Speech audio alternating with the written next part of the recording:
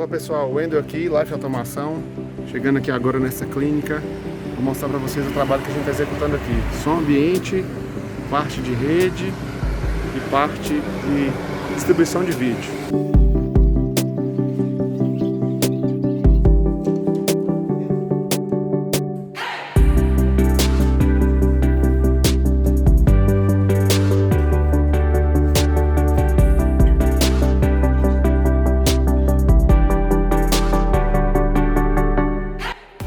O que nós estamos fazendo aqui agora na clínica? A gente está identificando os cabos de som, né? Já instalamos as caixas de som e nós estamos identificando as caixas de som.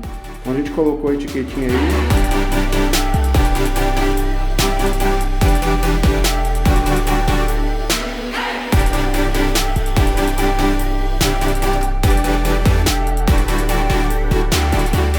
Então vamos lá, o que foi feito aqui hoje? Hoje a gente fez aqui, eu vou mostrar, virar aqui, vou mostrar. Fizemos a instalação de todas as caixas de som ambiente, né? Fizemos, aqui tem mais som ambiente. Fizemos a instalação de todos os access points no forro. Nós estamos fazendo aqui a parte de Wi-Fi dessa clínica. Aqui tem mais som ambiente, mais som ambiente.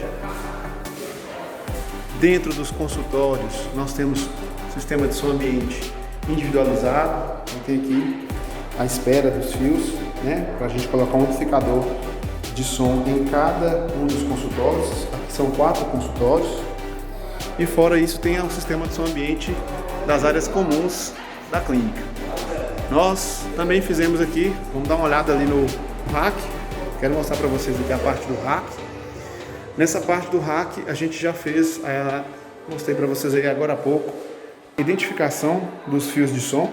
A parte do rack aqui ainda está sendo organizada, mas então já fizemos aqui a identificação dos cabos da sonorização.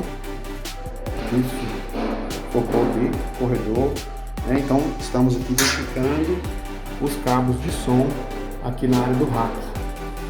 E amanhã a gente volta para poder organizar aqui esses cabos todos. Vamos ver se o rack já vai estar um pouco mais montado aqui pelo pessoal que está montando o rack. Aqui a gente não está montando o rack. E aí a gente mostra mais para vocês aí dessa questão aí do som ambiente aqui dessa clínica, beleza?